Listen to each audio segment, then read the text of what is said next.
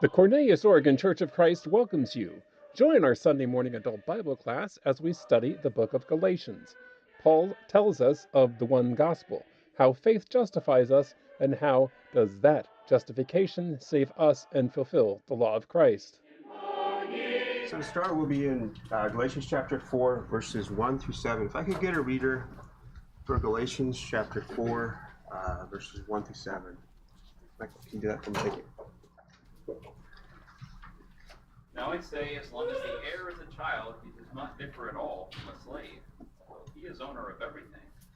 But he is under guardians and managers until the date set by the father. So also we, while we were children, were held in bondage under the elemental things of the world. But when the fullness of the time came, God sent forth his Son, born of a woman, born under the law, so that he might redeem those who were under the law, and he might receive the adoption as sons. Because you are sons, God has sent forth the Spirit of his Son into our hearts, crying, Abba, Father. Therefore you are no longer a slave, but a son, and if a son, then an heir through God. So I want to key in on verse 3 first. I think your translation said elemental things. New King James says the elements of the world. English Standard says elementary principles of the world. American Standard says the rudiments of the world. I guess the question you might have is, what exactly are these elements or these rudiments of the world? And I think the big thing they would be actually the physical temple, the physical sacrifices, the rules, the fleshly ordinances, the special days, the months, the years. And we can see this kind of paralleled in Romans chapter 9, verses 9 through 10. Romans 9 through 10 says, "It was symbolic for the present time in which both gifts and sacrifices are offered, which cannot make him who performed the service perfect in regard to the conscience, concerned only with foods and drinks and various washings and fleshly ordinances imposed until the time of the Reformation." So that time of the Reformation is when Jesus came. Jesus came to fulfill the old law, and when the old law was fulfilled, in a sense, it's got an expiration date. It's no longer a valid system. So if you try to cling to something that's expired, you're actually adding something to the new covenant because it no longer has authority to it. So you have to then invent an authority to include it in the new covenant. So, and that's really where we're going to see later on in the lesson how that actually can be a big issue. Paul even talks about it making his efforts in vain when people try to add aspects of the old covenant to the new covenant. Any comments before we jump to the first question? Got a comment, Debbie? Well, I was just wondering, it seems that that probably a lot of the Jews especially, were still trying to hold to the old law. I think so, yeah. Which would put them under bondage. Because it's like, even though you should be the heir, you're still, you have this bondage that you're holding on to. I'm not quite sure if I'm getting my point across, but it kind of seems that it's just, they want to just hold on to that physical, and Yeah. they're not willing to let go and realize that it's spiritual. It probably was hard to give up the physical temple and the physical priesthood and a lot of those things because you were very used to it. It was nice to be able to go to this temple. It was also kind of nice to have someone else do all the work. You were very passive. Yeah, and it was very ritualistic. So Yeah. it was like just almost by rote. They were able. They didn't have to think about it. They just did what they always did, and they didn't. They really didn't have anything to do. I think typically, yeah. Think about. They obviously had tithing that they had to do, but beyond that, they had a few holidays, things like that. They had to keep the Sabbath, but on the personal level, probably not a lot of religious aspect of. They certainly didn't participate in worship. They weren't priests, so they couldn't do any of the priestly functions. So, yeah, you're right. It was probably more of a distant or a passive relationship with the old law. Go ahead. I think we may overlook the idea that this was pounded into their heads for hundreds of years. Yeah. So it's understandable to an extent just how much they would want to hang on to that. Sure. Because every time they didn't, God would respond pretty much unfavorably. Oh yeah, for sure. So it doesn't surprise me at all that people that are raised and just indoctrinated with this so heavily, you wouldn't have this problem. Yeah, it's very hard to give up what you've been raised in too. So I think you just learn patterns and habits. It's definitely hard to give up on. One of the questions from the class material was, did the covenant of Moses describe itself as temporary? What do you think? Were there a few places that given us some hints that it was temporary? Go, George. Jeremiah 31. Exactly. Yeah. Yeah. Yep. Because the new covenant was coming. But then also in Deuteronomy 28, when they give the blessings and the curses, he said, if you obey, then you're going to get the blessings. If you disobey, you get the curses. And the end of the curses is God will destroy you. Yeah. You know, so there's no way that law can last when they were still disobedient. Yeah, absolutely. Yeah. Yeah, you brought up Jeremiah 31. I put it on the screen. It just reminds us that there was going to be a new covenant with the house of Israel. And it even says it's not going to be like the old covenant. So they had enough knowledge to know, hey, this is an expiration date with this covenant. The other big one that occurred to me was probably Deuteronomy 18:15, where they're told that, I'll just read it. It says, the Lord your God will raise up for you a prophet like me from your midst, from your brethren, him you shall hear. So they're being told there's going to be someone very similar to Moses, which that's a pretty good clue. There's another covenant coming, because Moses was the covenant giver. So if they're paying attention, they'd be like, wait a second, there's a pretty good clue there's another covenant coming in the Old Testament. I guess the question is, did they always pay attention to that? I'm not sure. Or did they key in on those things? But it is clear for us looking back with hindsight, for sure.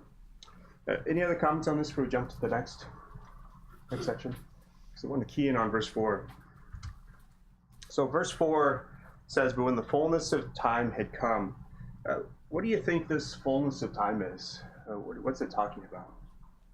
What's the fullness of time? That's God's time, right? Yeah, for sure. What was special about the first century? Go ahead, Debbie. So this fullness of time would kind of be like what you said, like the expiration date. Yeah, So when Jesus came, when he was resurrected. absolutely, yeah. Yeah, there's some special things about the first century too when you ponder it. You realize, wait, God really did think this through, so this would be the ideal time.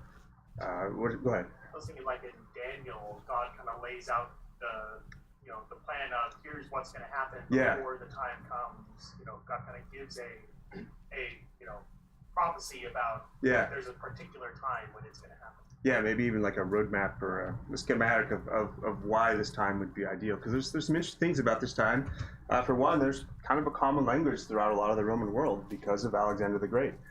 He conquered all the way down to northern India. So basically a lot of North Africa, pretty much all of Southern Europe, most of we call the Middle East or Asia would be actually having a pretty common language, which is kind of a big deal if you're trying to communicate the gospel. Go ahead, George. The other thing is that during that period of time, the Roman government had put up roads all over. Yep, absolutely. That's the second thing I put on there was the peace of the Roman government. You could actually send a letter from what's the United Kingdom today to Rome, and it would get there in a few weeks, which is pretty amazing. You could send a letter from Egypt to Rome, and it would get there. That's pretty unique for the ancient world, for you to actually be able to send a letter between distant cities, and also commerce and different things were happening between those. I believe they even had silk and things like that coming from China at this time too. So there was actually a lot of safe commerce. There was safe ability to travel. There was a good road system, which really makes the gospel much more effective. I mean, it's easier to spread if you can send a letter or if you can travel to places versus before this time you'd probably get killed if you left your city. Or if you visited a foreign city, you could get killed or robbed. So there's some definite benefits to the Roman world. The other big one occurred to me was the Jewish people had spread throughout the Roman world. So you had sort of a seed or a nucleus for a church in just about every big city, which is pretty wonderful, because then you could have elders right away, and you could have people who are competent in understanding the scriptures right away, which really makes for stronger churches if you have people who already have that good spiritual background, who already understand the Old Testament. So you've got this perfect seed for a church in just about every city. So it's just a really ideal time for the church to spread, and clearly it's all part of God's plan. Any comments on this before we jump to the next? Go ahead, George.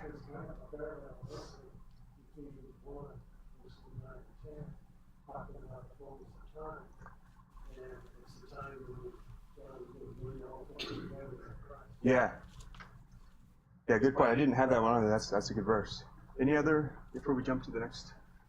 So we wanted to jump actually to Matthew chapter 6, verses 5 through 13, and look at the parallel of the Sermon on the Mount and to Galatians chapter 4. So take a look at Matthew chapter 6, verses 5 through 3. If I can get a reader for Matthew chapter 6, verses 5 through 13, not 5 through 3.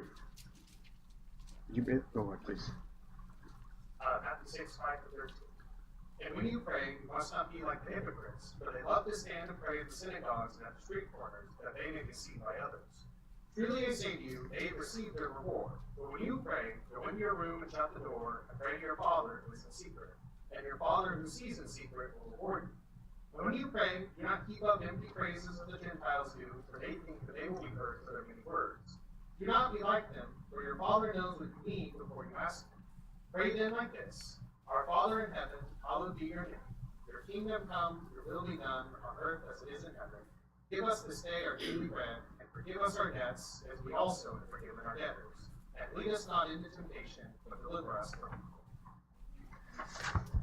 So, what do you think? How is this Sermon on the Mount give us some sort of a idea of change coming in our relationship with God? What's unique about this? What do you think? Go ahead. Starts talking about praying to your Father in heaven. Exactly. Yeah. God the Father is a different way of thinking of God. Yeah. George, you had the same thought, or? Well, the same thought, but then the other one, through the Sermon on the Mount, Jesus would say, "You heard Moses say to you what I say to you." Yeah. That's another indication that there's like a go. Yeah, that's a great point. That he's saying this is something different from the law of Moses. If you keyed in on that, you would be recognizing that Jesus was teaching something brand new. Go ahead, Teresa. Also, which is kingdom. Yeah. Yep. That's a good point. That's another parallel thing to give us an idea that something's changing, that the church is coming. Definitely we see that father-like relationship between Christians and God.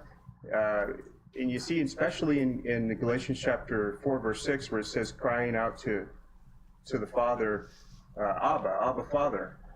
We don't use that term Abba, at least I don't think in our modern English we often use the term Abba, but it means something similar to dad or papa, and it gives us the idea of a very close family level affection and closeness, and that's the closeness we have to God in this new covenant. It's a wonderful thing. It's much different from the old covenant.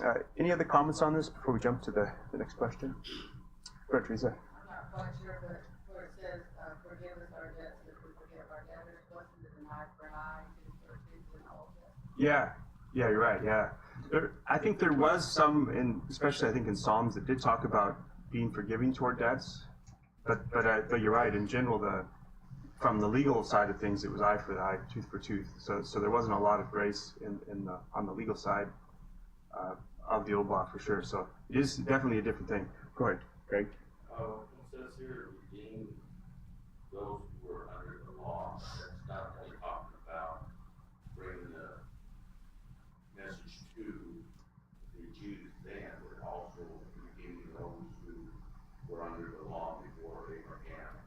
All of those, Moses said that Abraham was under that law. But he redeemed everybody. Yeah,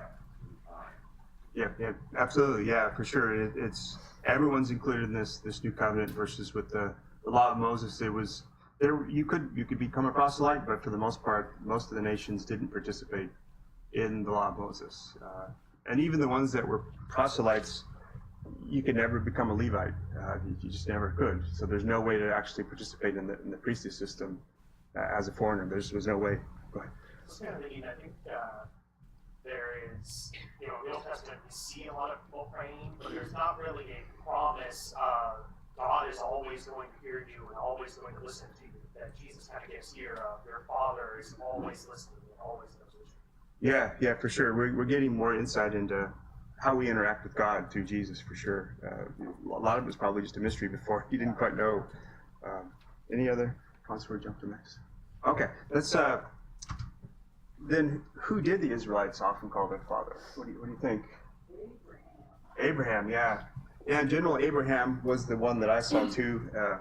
See it in like John chapter 8, verse 9, Abraham is our father. On very rare occasion, they might have called Israel or Jacob their father in a few spots. This is a little weird, but sometimes they actually called priests their fathers in the Old Testament too. Actually, Jesus references that. You shouldn't be calling people your spiritual father, but in fact, they did do that.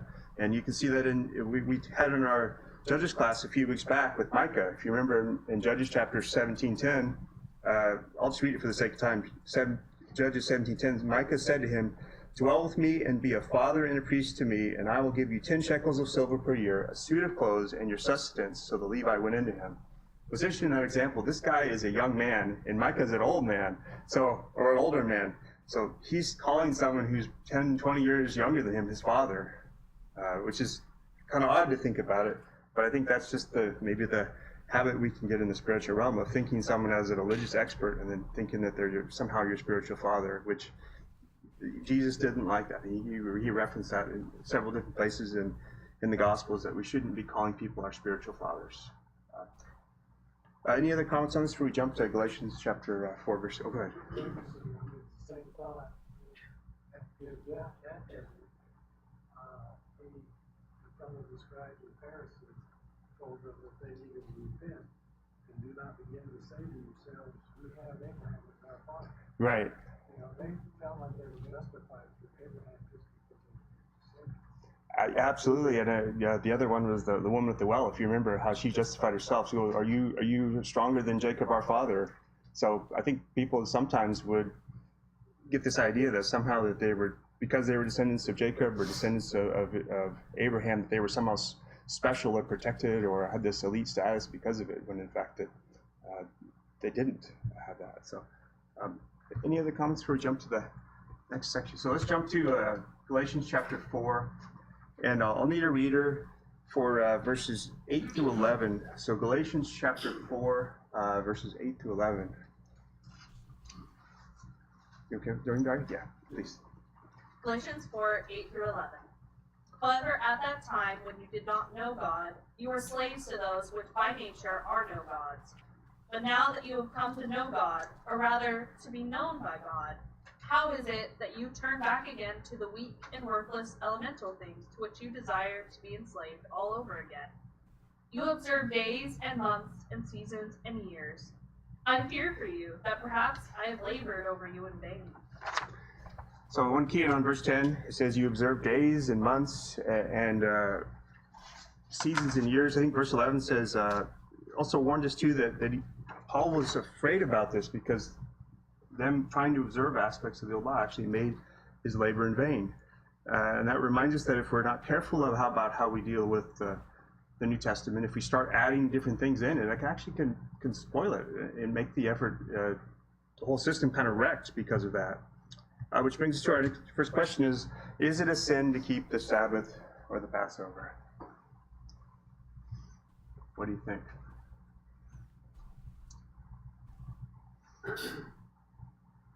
Go ahead, Greg. What was that? That's a nod for Jewish. Yeah, someone could keep it.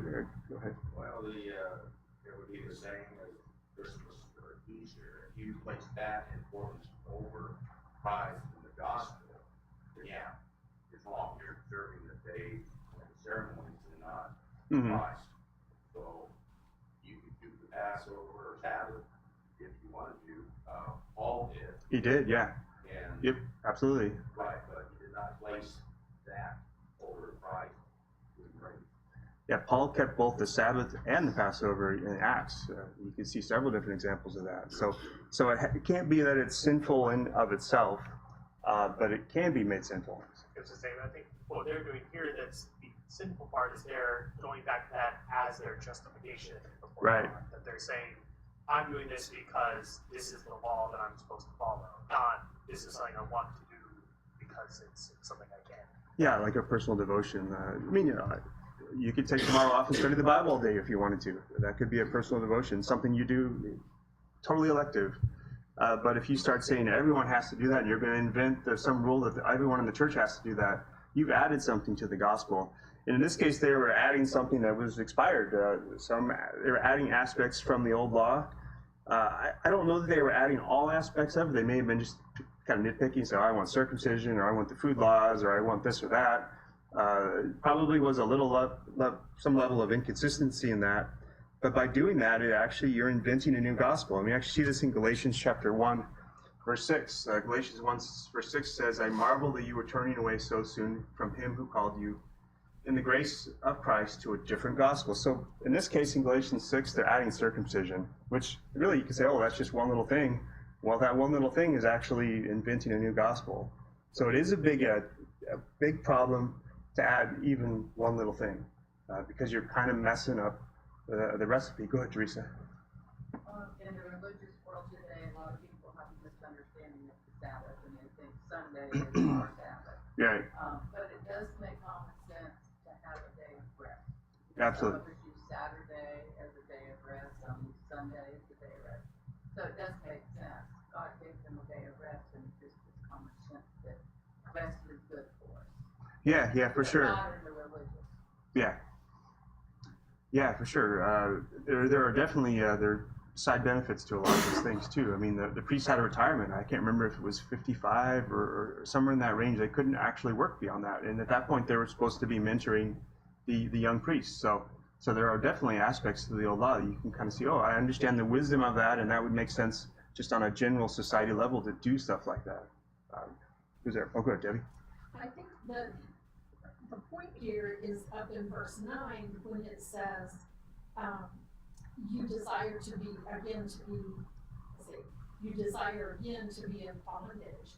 And so they're still wanting to hold on to this and have everybody follow the old law. So it's still that bondage thing. They're just having a real problem letting go of all of the traditions and all of the laws and all of the things that they had to do before. Yeah, well, some of them are actually, I can understand the appeal of things like instrumental music. I can understand the appeal of like the priestly robes or the priest system. I can understand the appeal of a temple, a fancy temple with gold and all those things. That's actually, a lot of the religious world actually mimics those things because they're very appealing to have those things.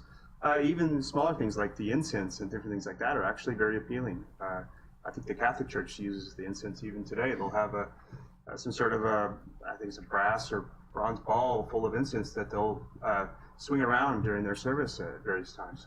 Go ahead, Stan.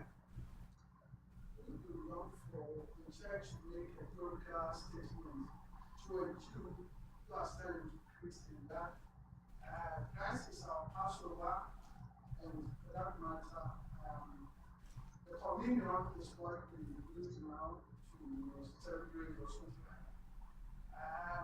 To tell you, for that matter, stopping you or trying to ask him to put away the Passover that is it wrong or is it to do that and attempt to do that? So I'll repeat the questions for the audience. So your question was, would it be wrong to encourage a Jewish person to consider the Lord's Supper as a replacement for the Passover? And it is definitely, there's a parallel there. That Jesus is called our Passover. There are definitely figures of speech to the Lord's Supper and the Passover. They're not exactly the same as far as you had to bring a lamb into your house. You had to have no leaven in your house. So there was maybe some home level aspects to the Passover that are different from the Lord's Supper. But we'll see in just a moment where we're going to take a look at Romans 14. Someone could, in fact, honor the Sabbath on their own if they wanted to. They could honor the Passover on their own if they wanted to. They wouldn't be wrong at all if they do it to the Lord. So if someone says, hey, I really want to keep the Sabbath, or if I really want to do the Passover on my own, you could do that, actually. It wouldn't be wrong. Go ahead, Gregor. I think what Stanley is alluding to is that Jesus' death, burial, and resurrection is our version of the original Jewish Passover that was established in Egypt when the Spirit passed out of the blood. And that's how we remember our Passover now. Sure. With the communion. And that makes a lot of sense. again, it does boil down to, the Jews were trying to require circumcision because that was what made you Jewish. Yeah. That was chosen of God, not Jewish, because you were a child of Abraham, and with Abraham's name, and in order for God to recognize that you had to be circumcised, proselytes were circumcised. Every male who joined the Jewish faith, whatever thing, had to be circumcised. And so that is what I see as part of the importance of why they thought it was important. Because yes, we are God's chosen people, and the way we show that is not by baptism, but by circumcision. Yeah. And that's where the big mistake is. Yep. Yeah, for sure. I think circumcision was the big issue of that era. I don't think very many religious groups today try to argue you have to be circumcised, but some definitely say you have to keep the Sabbath. Seventh-day Adventists do. Some will say you have to have a priestly system. I think both the Catholic Church, the Mormon Church has a priestly system. So there are a number of groups that say you have to have a priestly system for sure. Go ahead, Greg. Kind of following that note there, verse 49, it says that but now that you have come to know God, or rather be known by God. So is he making an underlying gap here at their thoughts of the relationship with God? As Gregor was saying, the Jewish concept was that if we're circumcised, then we're known by God. So I imagine there is some, you got recognized, you got known by, you got, right. I see that you're following my commandments, but there seems to be an underlying point here that he wants to make, that God's not recognizing the old law. Right. Yeah, for sure. And there is a much different relationship between you and God in the old law versus the new covenant, for sure. Was there? Oh, go ahead. I think there's a little bit deeper problem there, and that is that you can do what you want on Saturday, right? But you have to recognize we're commanded to receive the Lord's Supper, absolutely, communion, singing, all of it on the first day right. of the week. Right. I know that's not necessarily all pervasive throughout the New Testament, but nonetheless, it is that is a command. So if we're going to do something on Saturday, that's wonderful. I'm not even sure if you dedicate it to God that there's anything wrong with it necessarily. Could be, but Sunday is the day in which you gather together to do the things that are listed, and I don't think there's any way you can take away from that by substituting Saturday. Absolutely, yeah, you're right. And Paul, when he was keeping the Sabbath, I think his primary reason to do that was for evangelism. I think he was going to these synagogues to preach to people the gospel. And the Sabbath for the Jewish person, a lot of times was kind of a Bible study opportunity. They were getting together, they were talking about the Bible, they were reading the scriptures. So any of us, if you wanted to, you could probably go to a synagogue and talk with them about the Bible on a Saturday if you wanted to. There's nothing wrong with that. Maybe you could teach them the truth, try to convince them of the truth. But you're right. It's something it's all about how you regard the day and how careful you are about the distinctions in the days. I wanted to just quickly touch on Romans 14, verses 5 through 6. I'll just read it for the sake of time. It says, one person esteems one day above another person esteems every day alike. Let each be fully convinced in his own mind. He who observes the day observes it to the Lord. He who does not observe the day, to the Lord he does not observe it. He who eats to the Lord, for he gives thanks. And he who does not eat, to the Lord he does not eat, and gives thanks. So this is talking about the food laws and the day, like the Sabbath, and probably the other holidays as well. But what does it mean to keep a day to the Lord? What do you think? How do we keep a day to the Lord? What's it talking about? Making it special in some way. I'm sorry? Making it special to Yeah. yourself in some way. Yeah. Go ahead, Ryan. This is the same thing, special day that was set aside just for the Lord. Uh-huh. And I feel like it is. Yeah. Oh, go ahead. I think maybe it's like the same idea we're talking about whatever you do all in the name of the Lord. Yeah. Everything you're doing is supposed to be something that you're doing underneath what God wants you to do. Yeah, it could mean too that you could maybe even make a parallel to fasting, where you get to choose if you want to fast, what day you want to fast on. In this case, you're choosing whether you want to observe a day or not.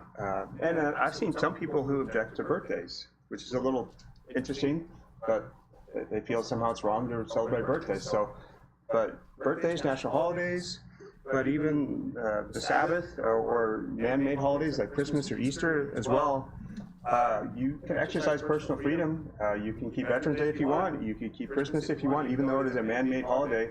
As long as you recognize that's a man-made holiday, and as long as you recognize the church cannot observe these things, either collectively or some way that gives some sort of like approval, or in some way adds to the pattern of worship. You can't. Go ahead. Well, it seems to me that giving glory to God is a key. Not using anything we do here or whatever they used to do, and like a checklist saying, seek God when I'm righteous, seek God when I'm Right. Right. That's not the end. Right. Could that. The other one occurred to me that someone could be circumcised if they wanted to as well, for health reasons. If they wanted to do that, they could do that on an individual basis as long as they recognize that that's not a spiritual thing anymore. It's not a spiritual requirement. That's something that they elect to do on their own. Any other comments before we jump to the next section? Oh, go ahead. It's interesting because most of it talking about, the Jewish law, if you want to go back to the Old Testament, but then in Galatians 4 verse 8, his statement of when you did not know God, you were enslaved to those that by nature are not gods. Yeah.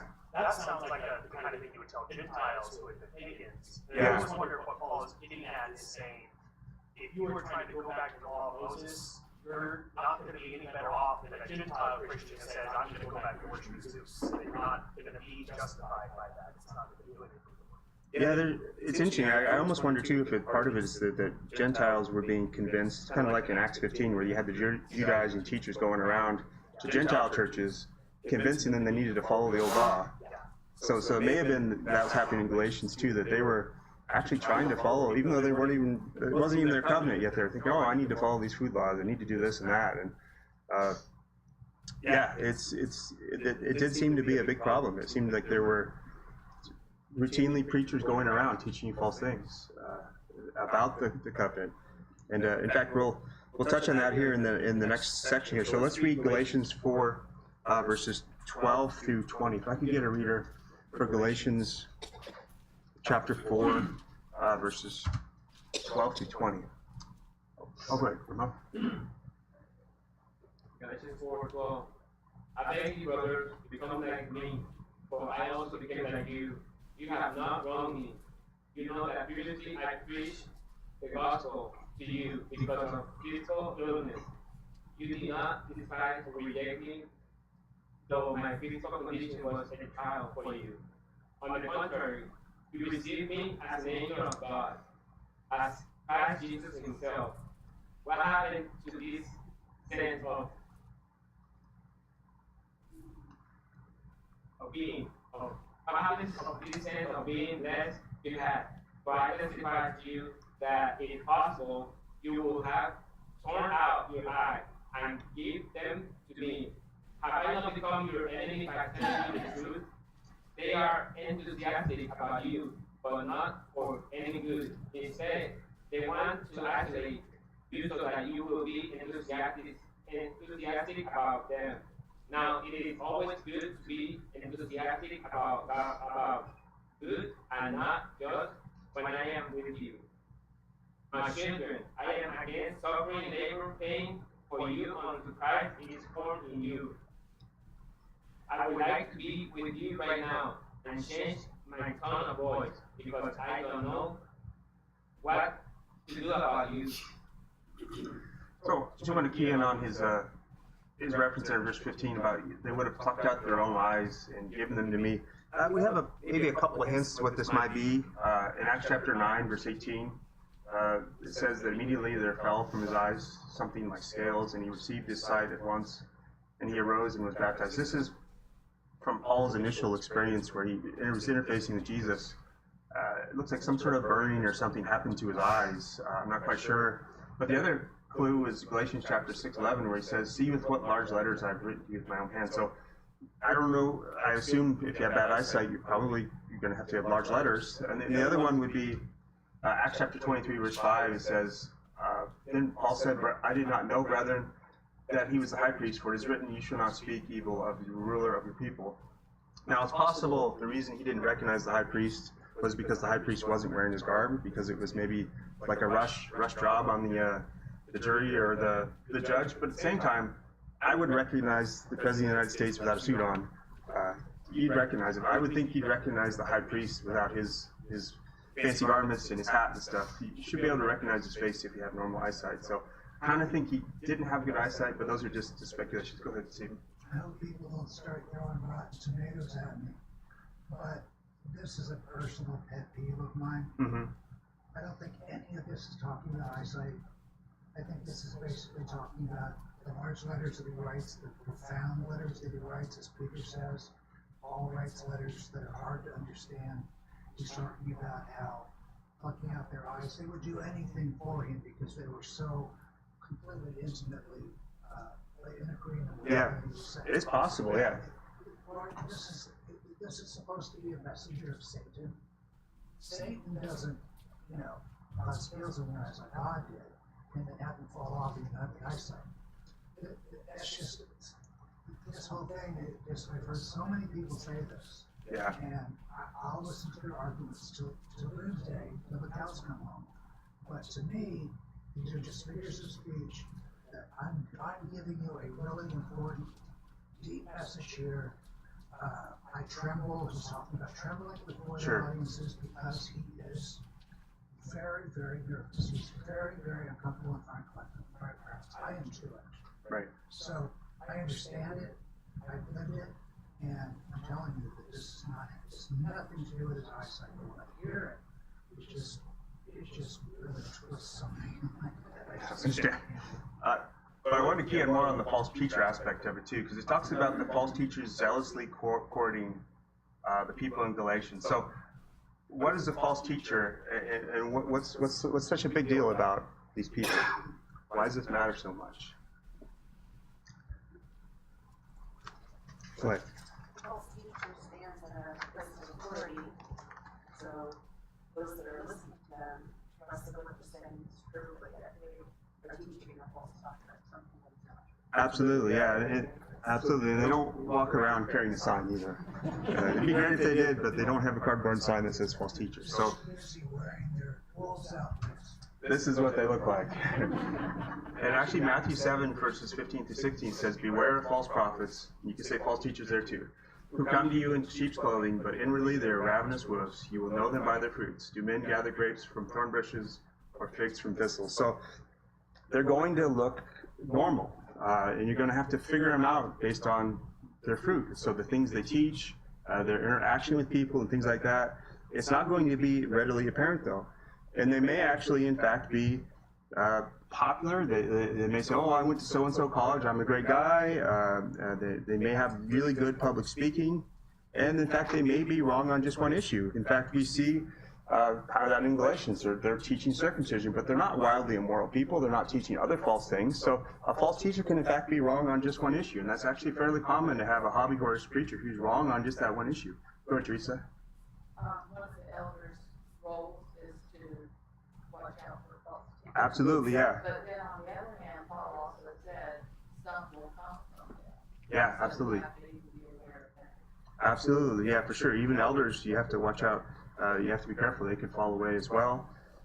So definitely they can be a nice person. They can be a very popular person. They can be very diligent. I think about Mormons or Jehovah's Witnesses. They're going door to door. The discipling movement was the same way. As a matter of fact, in verse 17, it says they zealously court you, but for no good.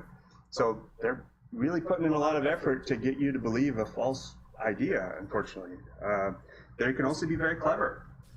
They can have some really complex ideas that if you're not careful about, you can get sucked into these false ideas. Sometimes they're wildly immoral. Sometimes they actually use the itchy ears type sermons that give you exactly what you want to hear. Think about a preacher like maybe Jim Jones type guy where he's basically telling you, oh, you can be sexually immoral all you want. God's going to be completely okay with that. And some people are like, wow, okay, I'm signing for that. They want that. They want to be immoral. And you have to see it in a couple different areas. So 2 Peter 2:18, I'll read it just for the sake of time. It says, for they speak great swelling words of emptiness. They allure to the lust of the flesh. through lewdness, the ones who have actually escaped from those who live in error. Then the other one would be Revelation 2:14. It says, I have a few things against you, because you have those who hold the doctrine of Balaam, who taught Balak to put a stumbling block before the children of Israel, to eat things sacrificed to idols, and to commit sexual immorality. So there's a subset of false teachers who are going to use the lust of the flesh. They're going to tell you some sins are okay, and that's going to be very appealing to some people. So that's a different subset of the false teachers versus someone who's saying you have to be circumcised. So it's just there's a whole mix of different false teachers. There are actually some who are in for the money. We're actually warned that in a few spots. I think kind of the TV evangelist types. If you look at the way they live, they got the private jets, they got the Rolls Royces and the really fancy cars and the luxury homes. And in fact, Titus chapter 1 kind of warned us about them. So Titus 1:10-11 says, for there are many insubordinate, both idle talkers and deceivers, especially those of the circumcision, whose mouth must be stopped, who subvert whole households, teaching things which they ought not, for the sake of dishonest gain. So there are definitely some people who are in it for the money. Go ahead. The sad thing is, yes, this is true, this list is true, but there are also false teachers that are zealous, as you pointed out, and believe that they're honest and true, and they believe that absolutely. is true. And that's the hard part, is it's sometimes pretty easy to point out to a person, an individual, that they're doing one of those. Right. For those that are so zealous and blind almost to the truth, is really. I think the typical Mormon who's knocking on your door is a morally good person, and they're a nice person. They probably have a good family. They probably work in a normal job, and they're probably just a regular person, but they believe a deadly doctrine. Absolutely deadly doctrine. Same with the Jehovah's Witnesses. So, yeah, but they're very zealous in that. So that brings us to the next question: is how do we respond to false teachers? And we've got 1 minute. Let's go through the scriptures really quick. Do not believe them. Test them. In Acts chapter 15, Paul and Barnabas had it says dispute or no small dissension. They argued with them. When they came to the church and were teaching something false, they said, no, we're not talking about that. And they didn't just let it slide.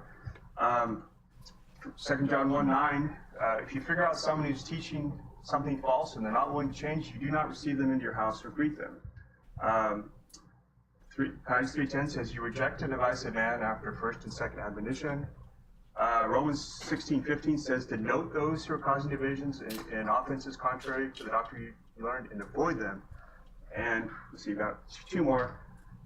Both of these are actually more in regard to the personal behavior of someone, not so much in regard to preachers, but it's the same idea, though, you could apply to them too. That if someone is not obeying or they're walking disorderly from the doctrine of Christ, you withdraw from them. And verse 14 says something a little bit different. It says, you do not keep company with the one who's not obeying. At the same time, you don't count him as an enemy, but admonish him as a brother. So you use your opportunities to try to convince them. But these are not so much in regard to false teachers, but individuals who are not following the truth. But you can still apply that to someone who teaches something false. So for that, we are absolutely out of time. So thank you for the class.